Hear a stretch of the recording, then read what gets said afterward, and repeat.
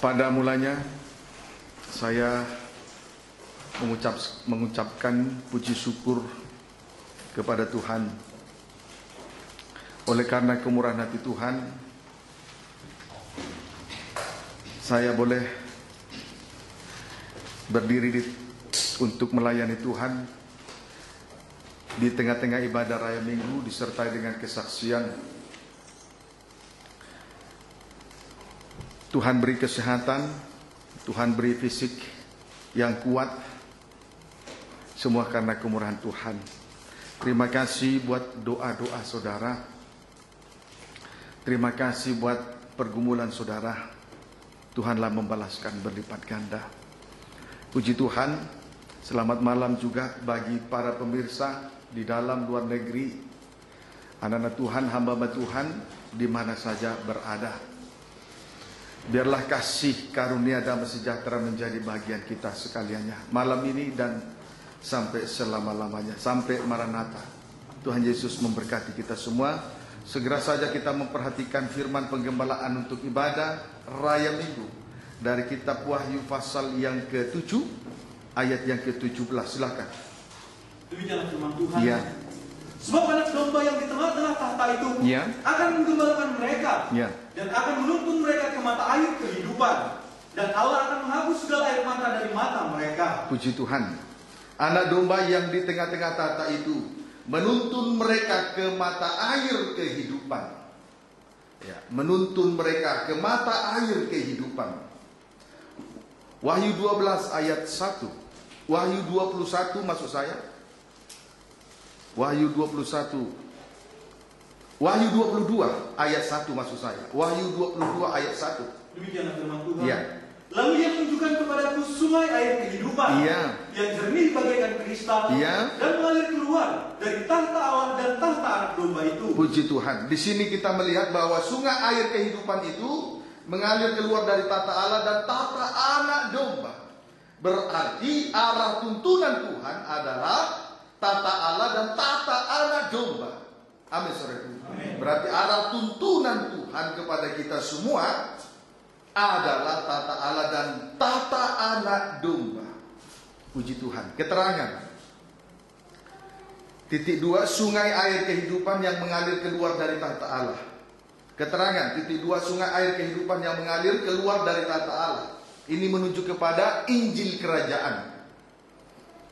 Yohanes 18. Yohanes 18 ayat 37.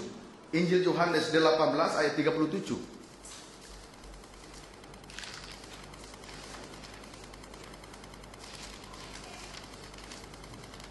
Baca. Demikianlah firman Tuhan. Iya. Boleh baca 36 mulai. Yesus di hadapan Pilatus. Iya. Jawab Yesus. Iya. Kerajaanku bukan dari dunia ini. Kerajaanku bukan dari dunia ini. Terus? Jika kerajaanku dari dunia ini, pasti hamba-hambaku telah melawan. Melawan terus? Supaya aku jangan diserahkan kepada orang Yahudi. Iya. Akan tetapi kerajaanku bukan dari sini. Kerajaanku bukan dari sini, bukan dari bumi. Terus? Maka kata Pilatus kepadanya, jadi engkau adalah raja. Engkau adalah raja? Jawab Yesus, engkau mengatakan bahwa aku adalah raja. Aku adalah raja. Terus? Untuk itulah aku lahir, dan untuk itulah aku datang ke dalam dunia ini, supaya aku memberi kesaksian tentang kebenaran. Setiap orang yang berasal dari kebenaran mendengarkan suaraku. Puji Tuhan. Yesus lahir untuk menjadi raja, kemudian datang ke dunia untuk memberi kesaksian tentang kebenaran itu. Pendeknya, di dalam kerajaan ada kebenaran. Sebab kalau berbicara tentang kerajaan, berarti berbicara tentang kebenaran. Amin, saudaraku. Kalau berbicara tentang kerajaan, berarti berbicara tentang kebenaran. Berbicara raja, berarti berbicara tentang kebenaran. Amin, saudaraku.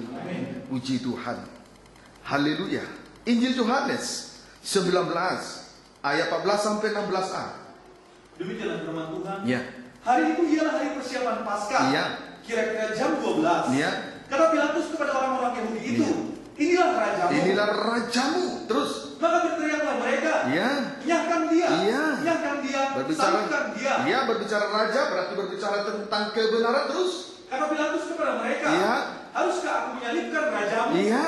Jawab imam-imam kepala, terus, kami tidak mempunyai raja selain daripada Kaisar. Iya. Akhirnya Pilatus menyerahkan Yesus kepada mereka untuk disalibkan. Puji Tuhan. Kebenaran yang sejati terletak pada salib. Di luar salib tidak ada lagi kebenaran. Jadi Yesus lahir untuk menjadi raja. Dia datang ke dunia untuk memberi kesaksian tentang kebenaran. Pendeknya di dalam kerajaan ada kebenaran. Sebab kalau berbicara tentang kerajaan berarti berbicara tentang kebenaran. Dan kebenaran yang sejati itu sendiri terletak pada salib. Di luar salib tidak ada lagi kebenaran. Itu sebabnya Yesus rela disalibkan, supaya kerajaan surga dan kebenaran yang ada di dalamnya hadir atau turun ke bumi. Amin, saudaraku.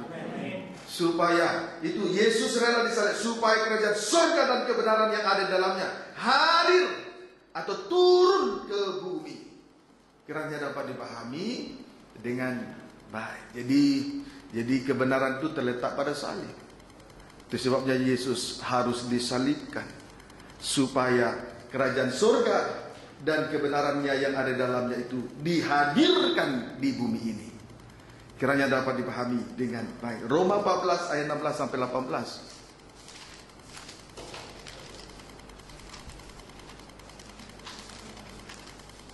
Ya, silakan. Demikianlah firman Tuhan. Ya.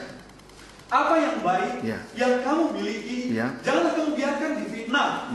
Sebab kerajaan Allah bukanlah soal makanan dan minuman, tetapi soal kebenaran. Kerajaan surga itu soal kebenaran. Terus damai sejahtera dan sukacita oleh Roh Kudus. Terus karena barang siapa melayani Kristus dengan cara ini, melayani dengan sistem kerajaan surga, terus ia berkenan kepada Allah dan dihormati oleh manusia. Puji Tuhan. Kerajaan surga itu bukan berbicara soal makanan, bukan berbicara soal minuman, tetapi berbicara soal kebenaran dan damai sejahtera, sukacita. Semuanya itu dikerjakan oleh Roh Kudus. Saat ini kita berada di tengah-tengah kegiatan roh, berada di tengah-tengah ibadah raya minggu disertai dengan kesaksian. Disinilah Allah bertahta. Di dalamnya ada kebenaran, di dalamnya ada damai sejahtera, di dalamnya ada sukacita.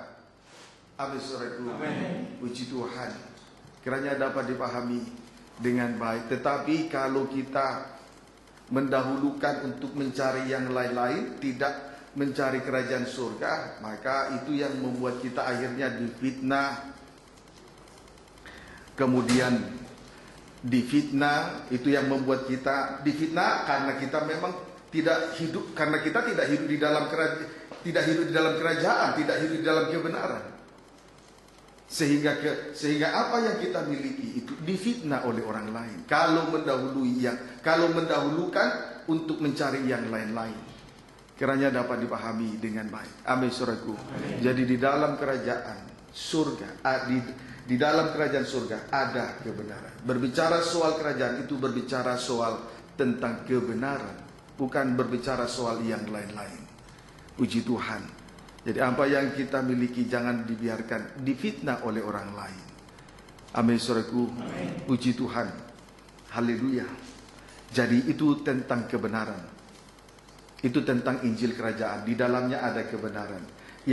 Kebenaran yang dimaksud itulah kebenaran yang sejati. Kebenaran yang sejati terletak pada salib. Amin, saudaraku. Terletak pada salib. Kiranya dapat dipahami dengan baik. Di luar salib tidak ada lagi kebenaran.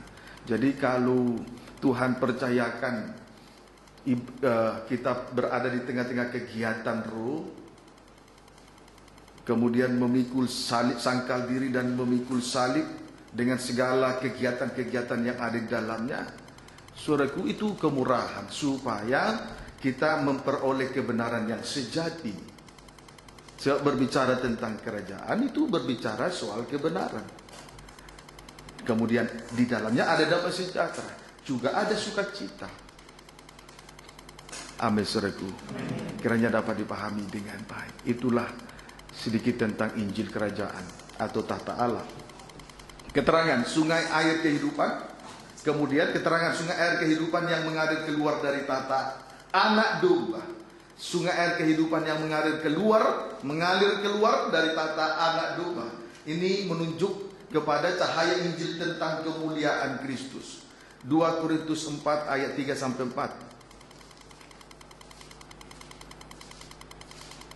Agak cepat. Demikian firman Tuhan. Ya. Jika Injil yang kami beritakan masih tertutup juga, masih tertutup, belum terbuka rahasia firman, terus maka yang tertutup untuk mereka yang akan binasa. Yang akan binasa. Terus yaitu orang-orang yang tidak percaya. Orang tidak percaya. Yang pikirannya telah dibutakan oleh ilah zaman, dunia dengan arusnya. Terus sehingga mereka tidak melihat cahaya Injil tentang kemuliaan Kristus yang adalah gambaran Allah. Puji Tuhan. Cahaya Injil tentang kemuliaan Kristus itu adalah firman pengajaran yang rahasianya dibukakan. Sama dengan penyingkapan rahasia firman. Mazmur 119 ayat 130.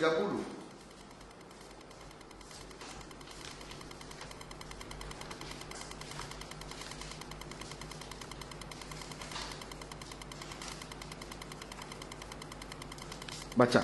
Demikianlah firman Tuhan. Iya. Bila tersingkap, firman-firman-Mu memberi terang, memberi pengertian kepada orang-orang bodoh. Bila rahasia firman tersingkap, titik 2, strip pertama, memberi terang. Berarti tidak hidup di dalam kegelapan dosa. Kegelapan adalah tempat yang paling efektif untuk menyembunyikan dosa. Strip yang kedua, memberi pengertian kepada orang-orang bodoh. Tujuannya supaya tidak mengulangi kesalahan-kesalahan sebagai perbuatan bodoh. Itulah keuntungan bila terjadi penyingkapan rahasia firman. Puji Tuhan. Yang pertama memberi terang. Puji Tuhan. Yang pertama memberi terang. Berarti tidak hidup di dalam kegelapan dosa. Sebab kegelapan itu adalah tempat yang paling efektif untuk menyembunyikan dosa. Strip yang kedua, memberi pengertian kepada orang-orang bodoh. Tujuannya supaya tidak mengulangi kesalahan-kesalahan sebagai perbuatan bodoh. Amin, saudaraku. Ibrani 1 ayat 3.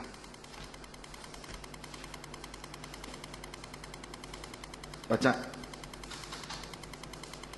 Demikianlah firman Tuhan. Ya.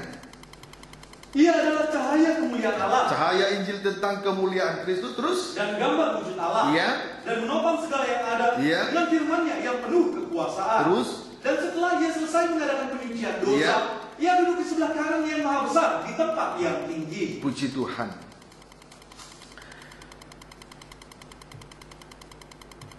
Cahaya Injil tentang kemuliaan Kristus berkuasa untuk mengadakan penyucian terhadap dosa. Titik.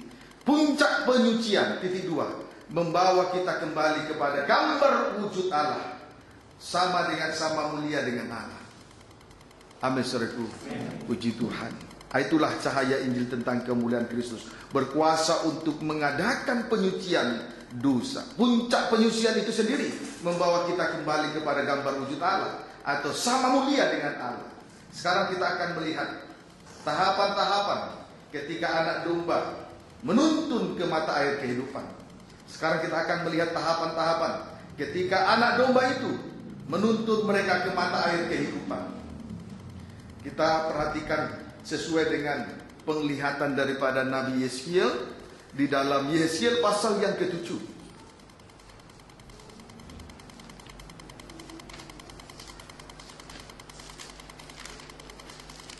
Silakan. Yeskiel 47 ayat 3 sampai dengan ayat yang ke-5. Demikianlah firman Tuhan. Ya. Ia mengukur 1000 hasta lagi. Yeskiel 47 ayat 3 sampai dengan ayat 5. Demikianlah firman Tuhan. Ya. Baca. Sungai yang keluar dari bait suci. Terus. Sedang orang itu pergi ke arah timur dan memegang tali pengukur di tangannya. Ia mengukur 1000 hasta dan menyuruh aku masuk dalam air itu. Maka dalamnya sampai di pergelangan kaki. Terus. Ia mengukur 1000 hasta lagi dan menyuruh aku masuk sekali lagi ke dalam air itu. Sekarang sudah sampai di lutut.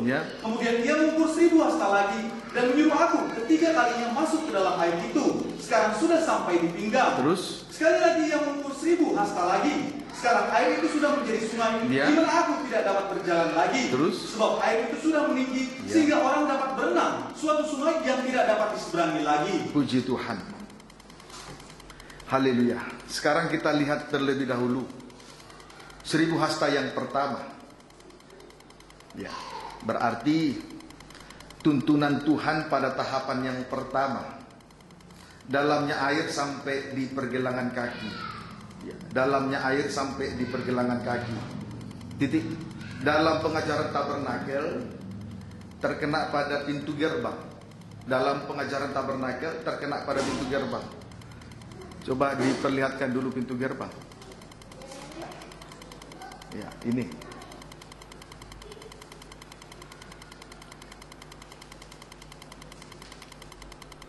Artinya menerima Yesus di dalam hidup.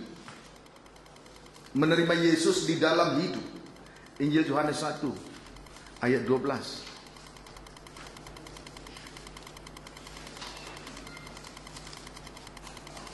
Ya. Demikian firman Tuhan. Ya. Tetapi semua orang yang menerimanya diberinya kuasa supaya menjadi anak-anak Allah. Menjadi anak-anak. Terus yaitu mereka yang percaya. Mereka yang percaya dalam namanya. Puji Tuhan. Menerima berarti percaya di dalam namanya. Menerima Yesus berarti percaya di dalam namanya. Tidak percaya lagi di dalam nama yang lain. Tidak mempercayakan hidup kepada yang lain-lain di atas muka bumi ini selain di dalam namanya. Itulah yang membuat pergelangan kaki kita menjadi kuat. Tetapi ketika seseorang belajar untuk melepaskan diri dari manusia duniawi yang bersifat daging ini, tidak sedikit tantangan, tidak sedikit ujian yang akan dihadapi. Coba saudara perhatikan kembali dulu tabernakel. Ya, jadi di luar tabernakel ini kan miniatur surga, tata Allah. Jadi di luar tabernakel ini itu semua adalah dunia. Di luar tabernakel itu adalah dunia. Jadi padang gurun itu semua gambaran dari dunia. Haleluya. Puji Tuhan. Itu sebabnya memang, tetapi ketika seseorang belajar untuk melepaskan diri dari manusia duniawi yang bersifat daging, tidak sedikit tantangan, tidak sedikit ujian yang akan dihadapi. Amin, saudaraku. Jadi ketika kita menerima Yesus dan mempercayakan hidupnya di dalam nama Yesus, tidak sedikit tantangan, tidak sedikit ujian yang harus dihadapi. Puji Tuhan. Kiranya dapat dipahami dengan baik. Itu yang membuat akhirnya pergelangan kaki itu mulai goyah kembali. Kiranya dapat dipahami dengan baik. Kita lihat dulu 1 Korintus pasal 3 ayat 3.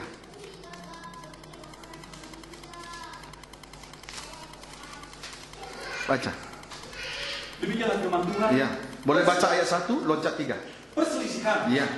Dan aku saudara-saudara, pada waktu itu tidak dapat berbicara dengan kamu seperti dengan manusia rohani. Dengan manusia rohani terus. Tetapi hanya dengan manusia duniawi. Dengan manusia duniawi terus. Yang belum dewasa dalam Kristus. Ayat 3. Karena kamu masih manusia duniawi. Karena kamu masih manusia duniawi. Terus. Sebab jika di antara kamu ada iri hati perselisihan, bukan hal itu menunjukkan bahwa kamu manusia duniawi. Dan bahwa kamu hidup secara manusiawi. Manusia daging secara manusiawi. Puji Tuhan. Iri hati dan perselisihan itu tantangan dari manusia. Itu tantangan yang datang dari manusia duniawi.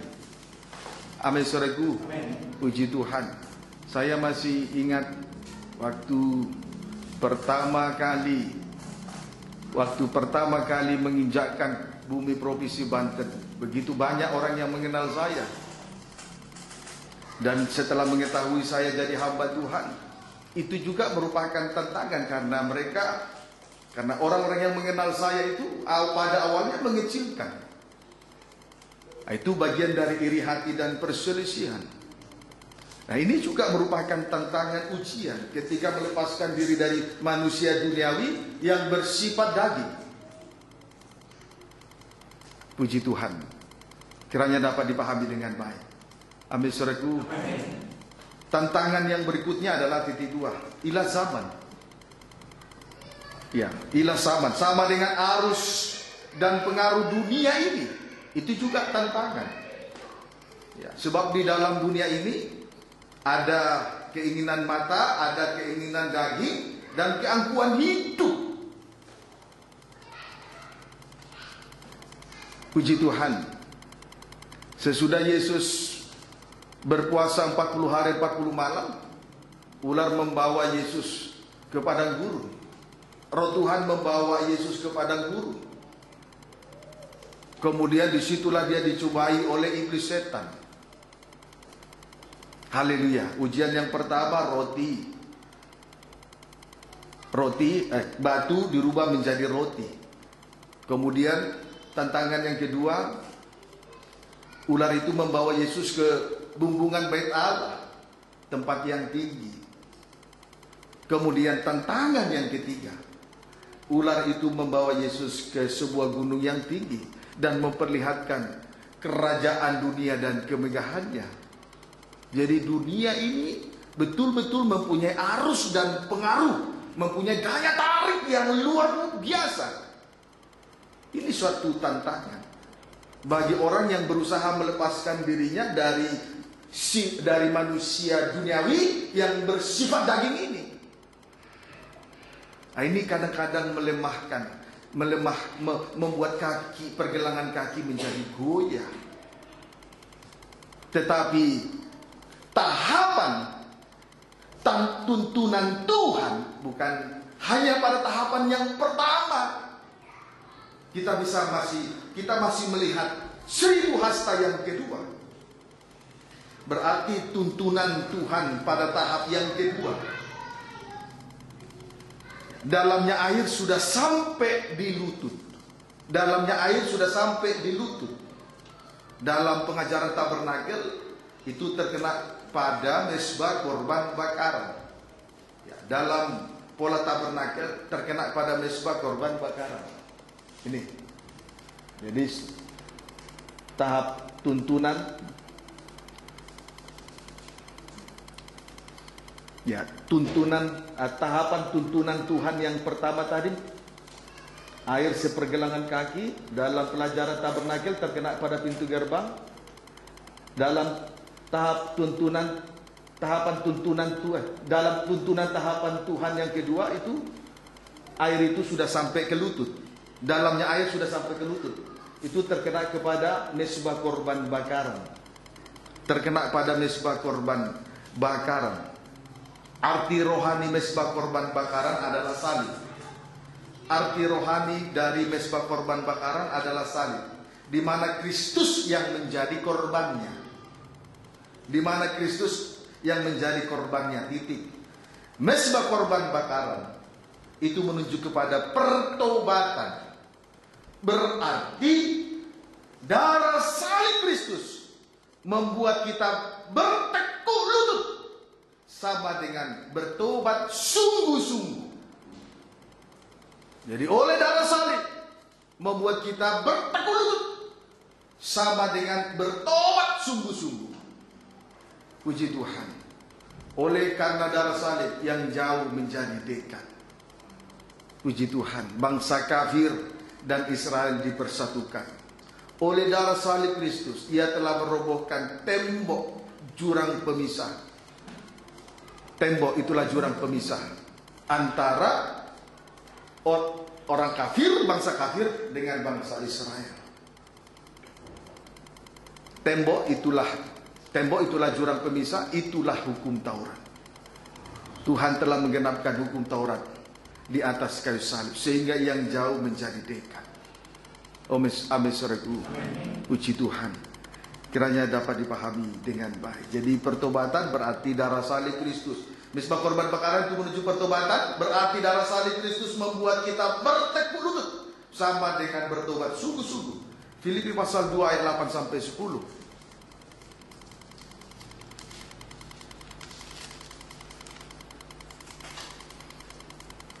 Boleh baca ayat yang ke-8 mulai.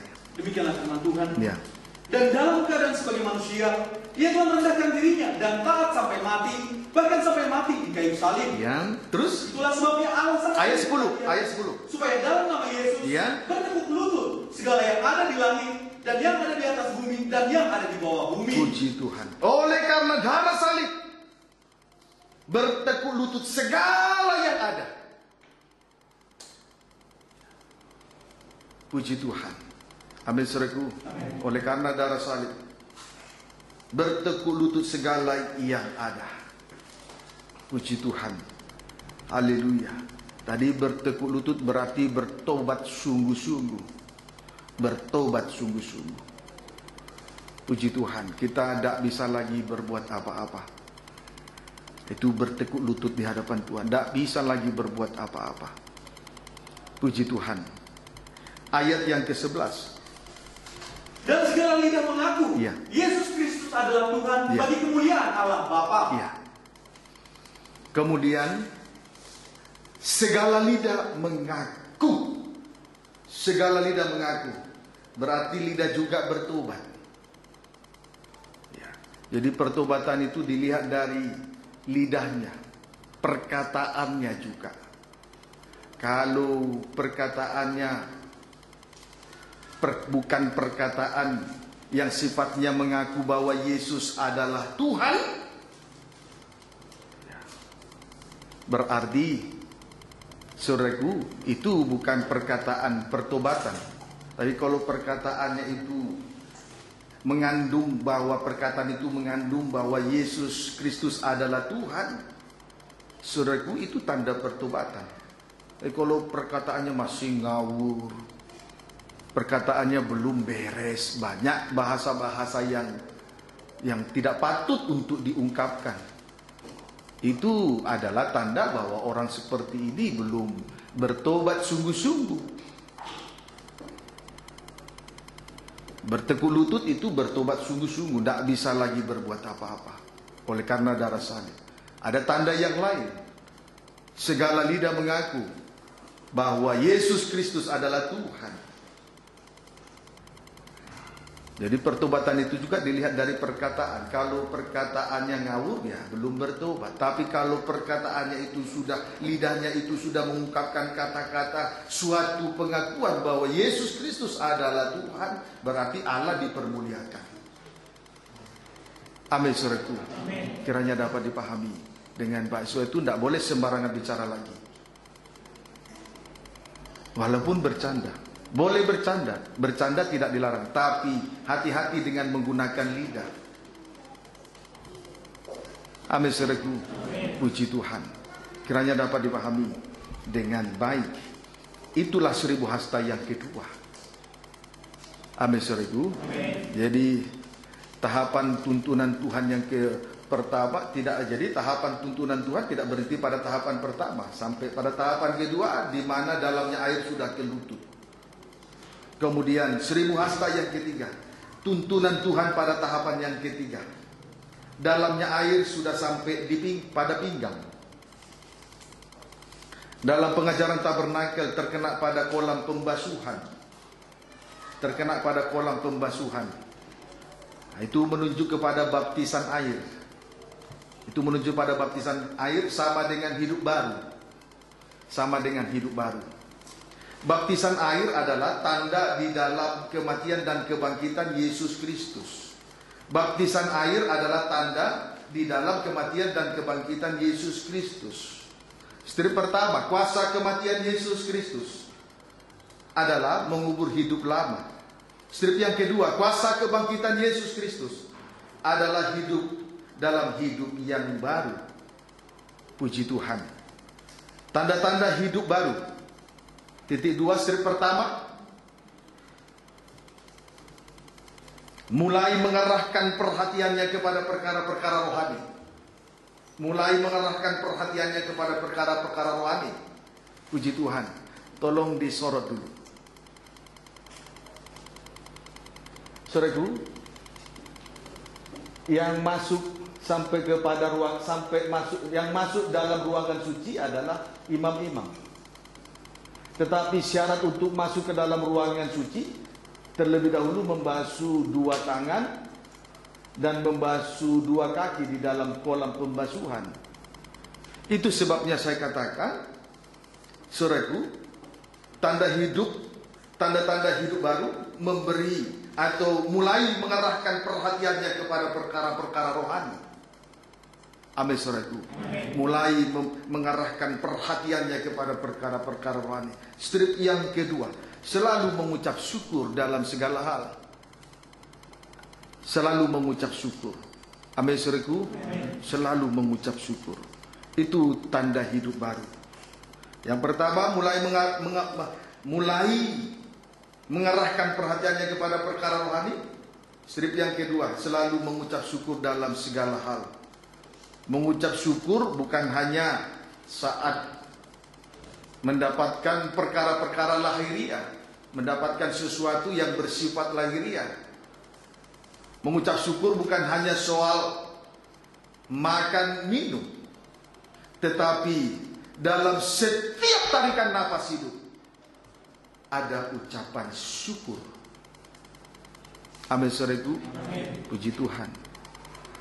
Kiranya dapat dipahami dengan baik.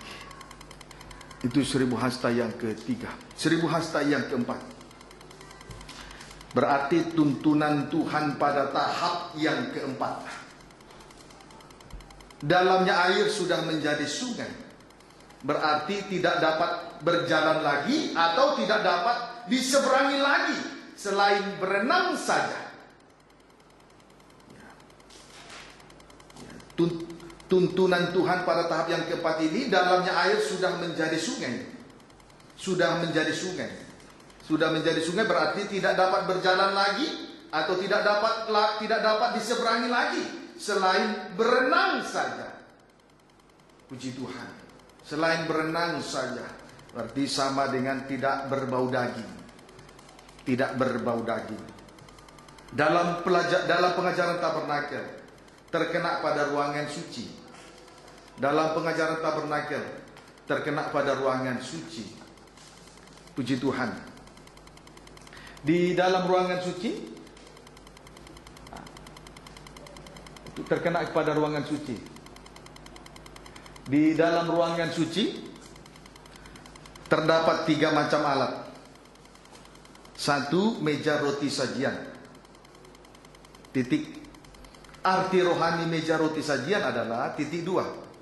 Persekutuan yang mendalam dengan Yesus dalam kurungan Allah lewat firman-Nya dan lewat perjamuan suci, sesuai dengan Injil Yohanes 6 ayat 48 sampai dengan ayat 56. Amin, saudaraku.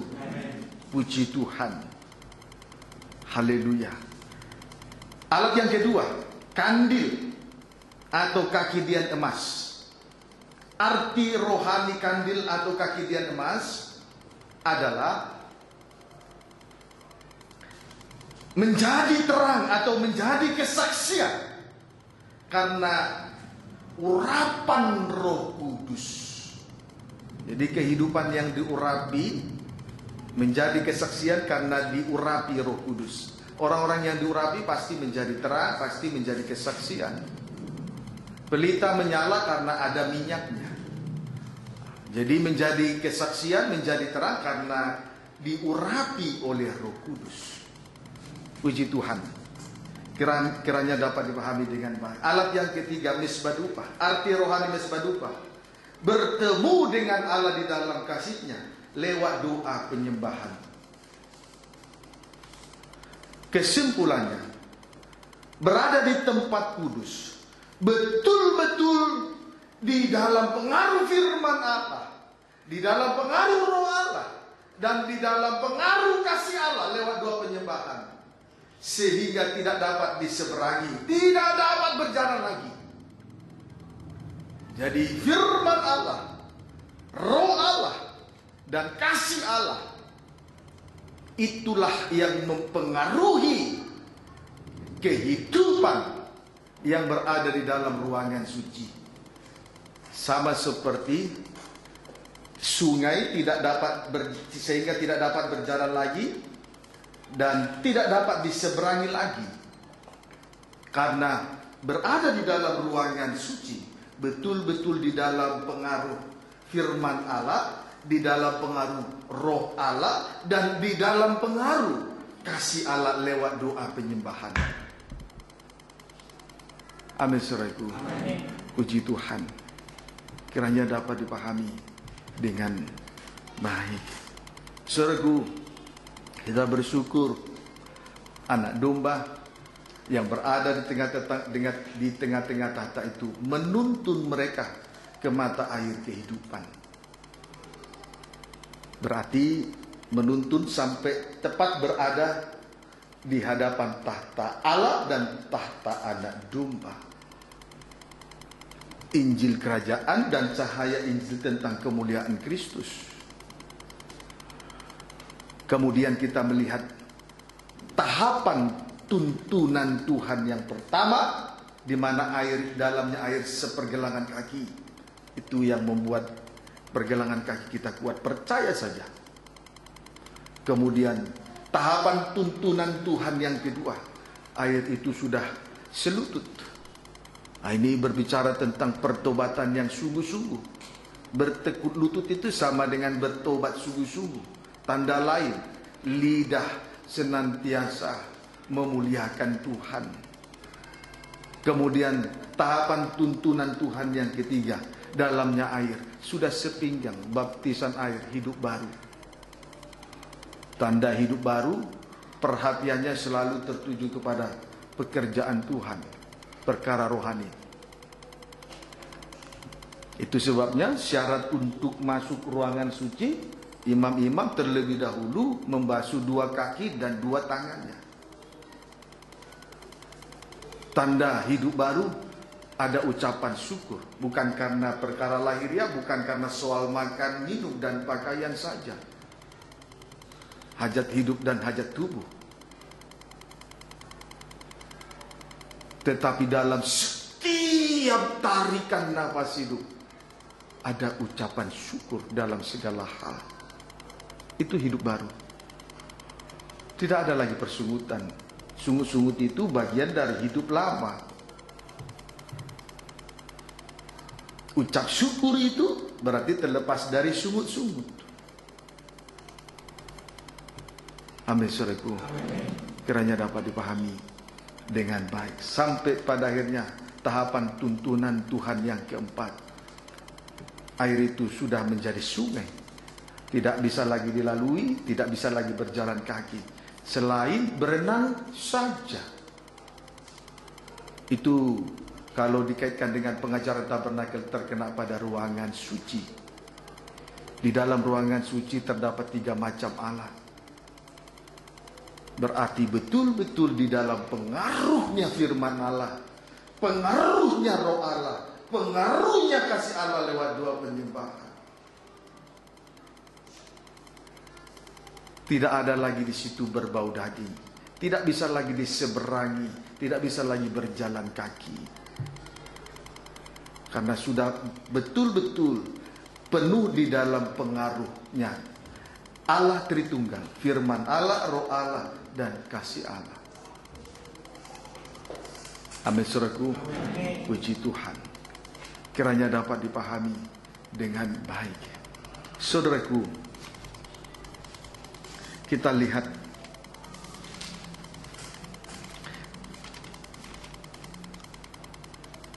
tiga macam alat tersebut. Meja roti sajian yang ada dalam ruangan suci, meja roti sajian, kemudian kandil atau kaki dian emas, kemudian mesbah dupa. Mesbah dupa ini sudah sangat dekat sekali dengan tirai. Nah, tirai ini berbicara tentang perobekan atau penyalipan terhadap daging sepenuh. Sudah dekat. Jadi doa penyembahan itu adalah penyerahan diri sepenuhnya kepada Tuhan. Berarti sudah terjadi perobekan atau penyalipan daging sepenuh. Seperti tirai yang robek dari atas sampai ke bawah. Itu penyalipan terhadap daging sepenuh. Puji Tuhan. Maka kalau kita perhatikan, saudaraku, apa yang dilihat oleh Rasul Paulus ketika dia diangkat ke tingkat yang ketiga yang disebut dengan Firdaus. Di ruangan suci, dia melihat meja roti sajian dan pelita emas. Tetapi pada bagian belakang, bagian yang kedua, itulah ruangan maha suci. Di situ terdapat mesbah selain tabut perjanjian. di situ juga terdapat mezbah dupa emas. Tapi bukan berarti apa yang dilihat oleh Musa, bukan berarti tabernakel Musa bertentangan dengan apa yang dilihat oleh Rasul Paulus.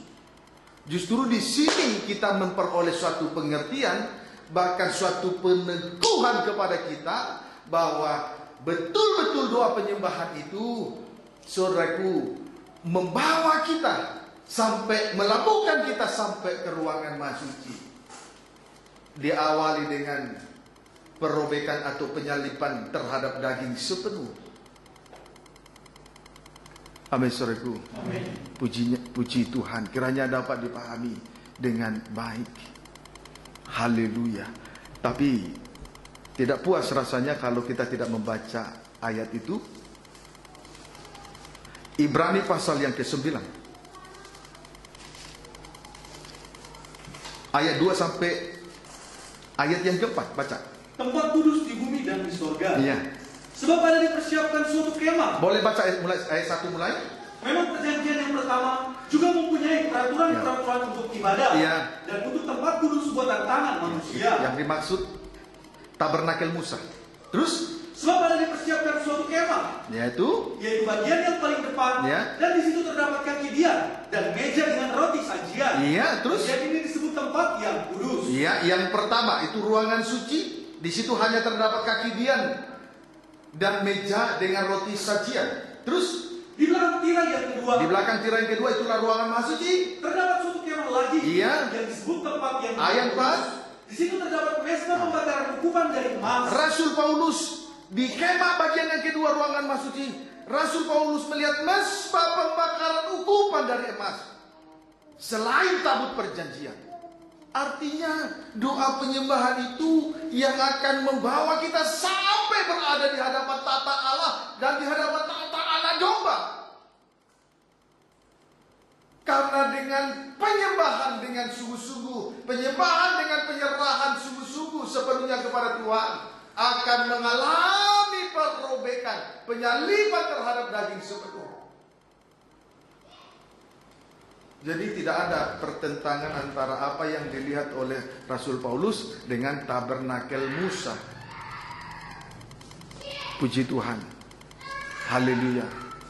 Orang yang betul-betul menyerahkan dirinya kepada Tuhan, dia sangat menikmati doa penyembahan.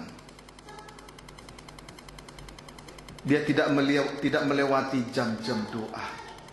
Dia terus berjaga-jaga. Dia tidak melewati jam-jam doa. Dia sudah sangat menikmatinya. Puji Tuhan.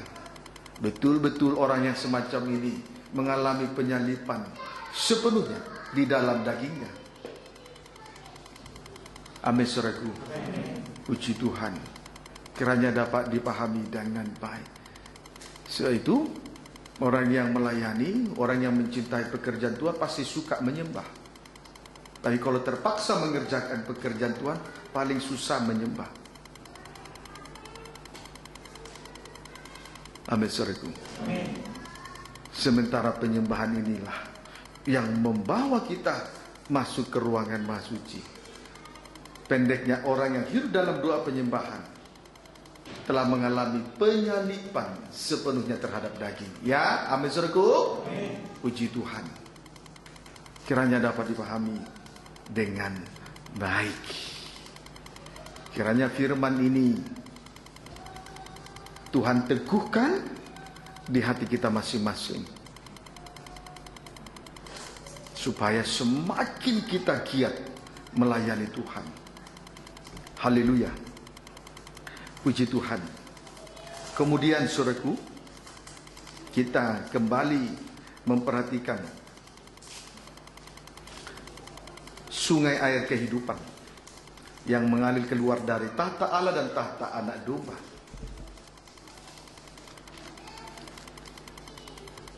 Wahyu 22 ayat 1. Demikianlah firman Tuhan. Ya. Lalu yang menunjukkan kepadaku sungai air kehidupan. Sungai air kehidupan. Terus yang jernih bagaikan kristal. Ya. Dan mengalir keluar dari tahta Allah dan tahta anak domba itu. Iya. sungai air kehidupan yang mengalir keluar dari tata Allah dan tata anak domba dalam kurung Injil kerajaan dan cahaya Injil tentang kemuliaan Kristus. Jernih bagaikan kristal. Jernih bagaikan kristal. Puji Tuhan. Kristal sama dengan transparan. Sama dengan tampil apa adanya. Luar dalam sama. Berarti jujur dan polos. Orang yang jujur selalu dipimpin oleh ketulusan hatinya.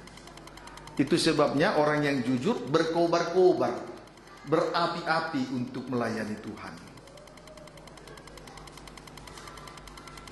Berkobar-kobar, berapi-api melayani Tuhan. Kita lihat sejenak. Wahyu 7 ayat 15. Baca ayat 9. Dan Wahyu 7 ayat 9 dan 14 sampai 15 baca. Demikianlah firman Tuhan. Ya. Kemudian daripada itu aku melihat, ya, sesungguhnya suatu kumpulan besar orang banyak. Kumpulan besar orang banyak yang tidak dapat terhitung banyaknya. Ya. Dari segala bangsa, suku, kaum dan bahasa, terus berdiri di hadapan tahta Allah, di hadapan tahta kasih karunia.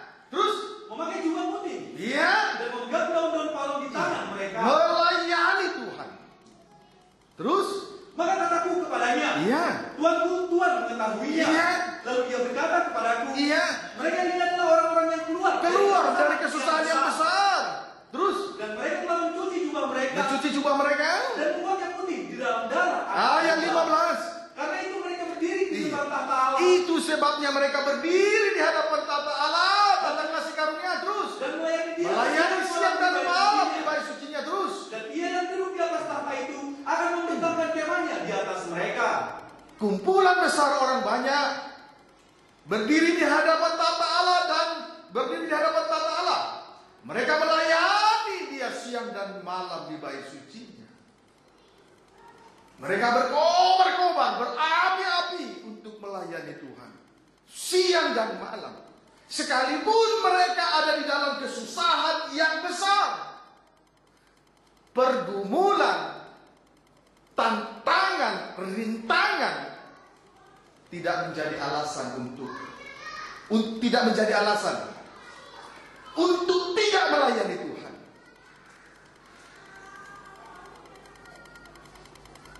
Justru pada akhirnya mereka itu justru oleh karena salib di mana berkobar-kobar melayani Tuhan, mereka keluar dari kesusahan yang besar. Saya berkali-kali memberi nasihat kepada orang yang sudah merasa tertindas karena pelayanan. Hati-hati. Justru oleh karena salib ini kita kuat menghadapi ujian. Kalau salib dipotong, tahun demi tahun dipotong, akhirnya nanti terhilang. Bukankah darah salib membuat kita, bukankah karena oleh darah salib yang jauh menjadi dekat? Itu berkali-kali saya sampaikan, membuat seseorang menjadi tertindas bukan karena salib. Perasaan yang bodoh membuat seseorang tertindas.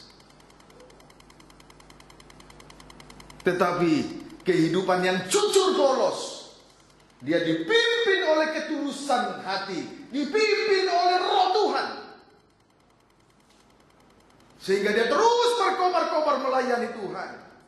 Seperti kumpulan besar orang banyak, mereka berdiri di hadapan tahta Allah dan melayani Dia siang dan malam di bait sucinya. Tidak pernah ada kata keluar dari kemah. Tidak pernah ada kata mundur dari ibadah dan pelayanan. Puji Tuhan. Kiranya dapat dipahami dengan baik. Amin, saudaraku. Lihat Simon Petrus.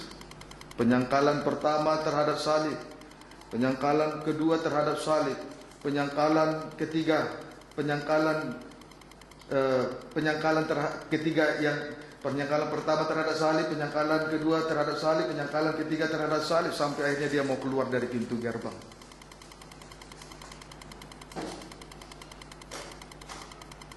Kalau salibnya lama-lama dipotong, tidak tertutup kemungkinan nanti terhilang. Padahal Tuhan menuntun kita kepada air kehidupan. Injil kerajaan, cahaya Injil tentang kemuliaan Kristus. Tahapan tuntunan Tuhan pertama, tahapan tuntunan Tuhan kedua, ketiga, keempat. Dimulai dari pintu gerbang. Percaya. Meningkat, bertobat. Meningkat, baptisan air hidup baru. Meningkat sampai betul-betul kita di dalam pengaruh firman Allah, roh Allah, dan kasih Allah. Lalu kalau salib dipotong, nanti mundur lagi.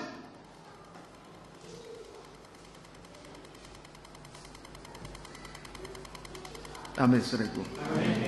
Puji Tuhan, kiranya dapat dipahami dengan baik. Kita bersyukur kepada Tuhan, besar rahmat-Nya bagi kita.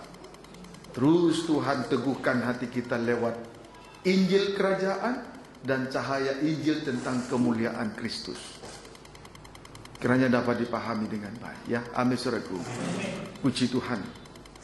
Haleluya. Baik.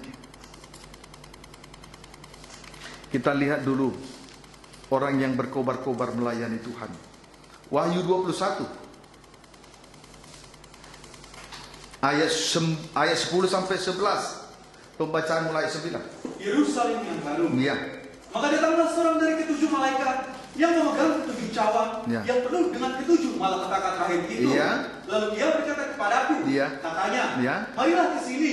Aku akan menunjukkan kepadamu pengantin perempuan mempelai anak domba. Iya, terus? Lalu di dalam roh, ia membawa aku ke atas sebuah gunung yang besar lagi, iya, tinggi. Iya. Dan dia menunjukkan kepadaku kota yang kudus, iya, itu, Yerusalem, turun dari sorga dari iya, Allah. Terus? Kota itu penuh dengan kemuliaan Allah. Penuh dengan kemuliaan Allah. Dan cahayanya sama seperti permata yang paling indah. Iya. Bagaikan permata yaspis, jernih seperti kristal. Iya. Saudaraku, permata, saudaraku, jernih seperti kristal. Itulah permata yaspis. Permata yang paling indah. Jadi kalau kita berkobar-kobar, berapi-api untuk melayani Tuhan, indah di pemandangan Tuhan, itulah yang disebut permata yaspis. Permata yang paling indah. Yang membuat kita menjadi indah di hadapan Tuhan adalah ketika kita dengan sungguh-sungguh, dengan segenap hati, segenap jiwa, segenap akal, budi dan kekuatan kita kerahkan untuk mengasihi, melayani Tuhan. Mengasihi dan melayani Tuhan. Amin, saudaraku. Puji Tuhan. Haleluya. Jadilah permata yaspis. Permata yang paling indah. Puji Tuhan. Itulah tahapan-tahapannya. Sehingga kita menjadi permata yaspis. Permata yang paling indah di hadapan Tuhan. Terus melayani Dia siang dan malam. Tidak ada kata-kata, tidak mengenal kata-kata lelah. Tidak ada kata-kata jenuh. Puji Tuhan. Pikulah kuk yang kupasang itu, jiwamu pun akan tenang. Jangan lepaskan. Ketenangan jiwa itu datang dari salib. Tidak datang dari mana-mana. Seseorang bisa mencari ketenangan di sana sini.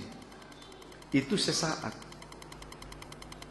Dan itu sifatnya semu. Tidak kekal. Tapi ketenangan yang abadi. Selama atau sepanjang kita memikul salib. Selama itu kita mengalami ketenangan jiwa. Terkhusus kepada yang berbeban berat, letih lesu. Datanglah kepada Dia. Kita sudah datang kepada Dia. Selanjutnya apa? Pikul aku. Bebanku pun ringan, jiwamu tenang. Amin, saudaraku. Kiranya dapat dipahami dengan baik. Haleluya. Jadi pada akhirnya kesimpulannya, tahapan tuntunan Tuhan sampai membawa kita berada di hadapan tahta Allah bagaikan permata yaspis permata yang paling indah, jernih bagaikan kristal. Amin, saudaraku. Puji Tuhan. Baik, kita lihat kembali, kita memperhatikan Wahyu pasal yang ke-7 ayat 17, supaya kita sudahi atau selesaikan Wahyu 7 ini pada minggu ini. Silakan, Wahyu pasal 7 ayat 17. Sebab anak domba yang di tengah-tengah tahta itu akan menggembalakan mereka dan akan menuntun mereka ke mata air. Anak domba yang di tengah-tengah tahta itu akan menuntun mereka ke mata air kehidupan terus. Dan Allah akan menghapus segala air mata dari mata mereka. Puji Tuhan. Selanjutnya Allah akan menghapus segala air mata dari mata mereka. Puji Tuhan. Berarti Tuhan sudah menjadikan segala sesuatu baru. Kalau beda dengan seseorang yang masih mempertahankan hidup lama, air mata tidak pernah berhenti keluar dari mata, terus menangis, setiap hari menangis dan terseduh-seduh. Itu kehidupan yang lama. Tapi di sini kita melihat selanjutnya Allah menghapus segala air mata dari mata mereka. Berarti Tuhan telah menjadikan segala sesuatu baru. Hidup menjadi indah dan berarti di hadapan Tuhan. Kiranya dapat dipahami dengan baik. Wahyu 21 ayat 3 sampai dengan ayat yang ke-5. Langit yang baru dan bumi yang baru. Lalu aku mendengar suara yang nyaring dari tahta itu berkata, lihatlah, kemah Allah ada di tengah-tengah manusia, dan Ia akan diam bersama-sama dengan mereka.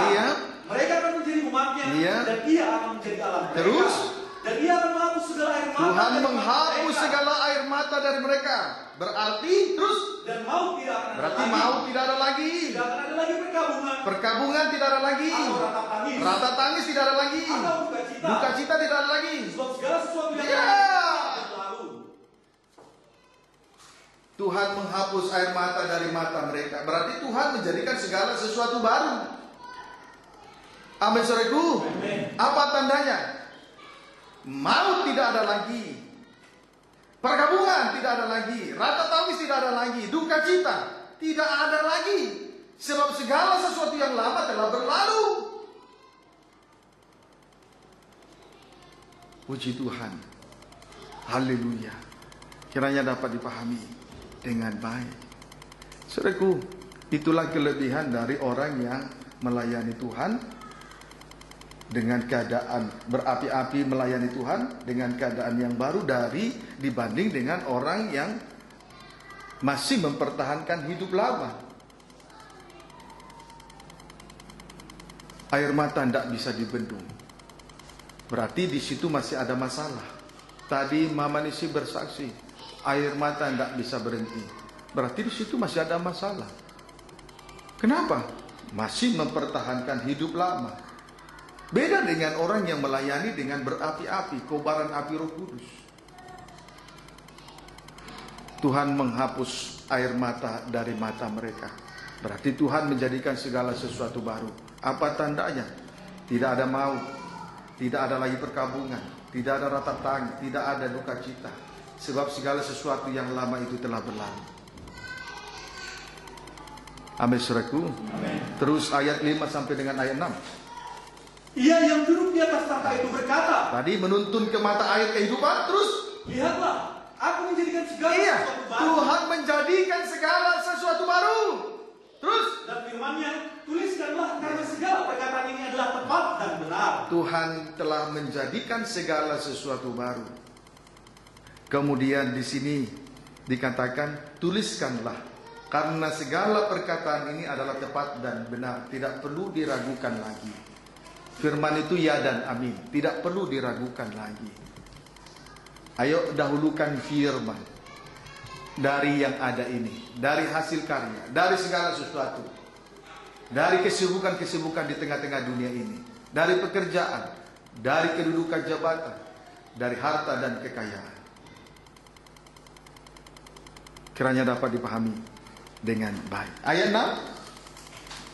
Ini kaitannya dengan mata air kehidupan. Terus firman-Nya lagi kepadaku. Iya. Semuanya telah terjadi. Iya. Aku adalah Alfa dan Omega. Aku adalah Alfa dan Omega. Semuanya telah terjadi sebab Dia adalah Alfa dan Omega. Terus yang awal dan yang akhir. Yang awal dan yang akhir. Terus orang yang haus akan kuberi minum dengan cuma-cuma dari mata air. Iya. Di sini kembali dinyatakan orang yang haus akan kuberi minum dengan cuma-cuma dari mata air kehidupan. Siapa yang mengatakan ini? Dia adalah Alfa dan Omega. Dialah yang awal dan akhir. Tapi untuk dari Alfa untuk sampai kepada Omega, di tengah-tengahnya ada salib.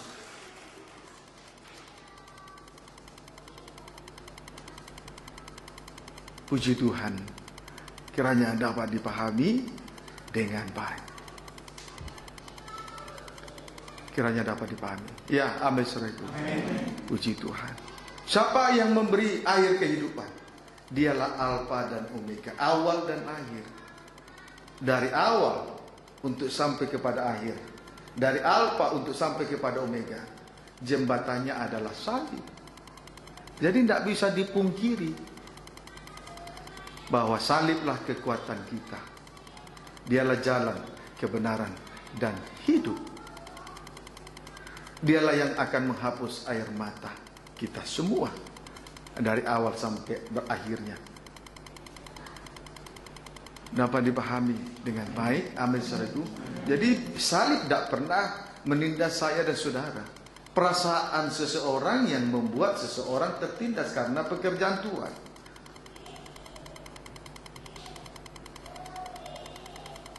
Coba kita berkobar-kobar melayani Tuhan. Oh, dengan senang hati kita layani Tuhan. Amin saudaraku. Puji Tuhan. Kiranya dapat dipahami dengan baik. Dengan berakhirnya Wahyu pasal 7 ayat 17, maka di minggu yang akan datang kita akan memasuki Wahyu pasal 8 ayat 1. Bantu doa supaya Tuhan terus menyingkapkan rahasia firman-Nya untuk kita sekaliannya, supaya ibadah dan pelayanan baik nikah jasmani rohani semakin berkenan di hadapan Tuhan. Tuhan Yesus memberkati kita semua. Kita tundukkan kepala.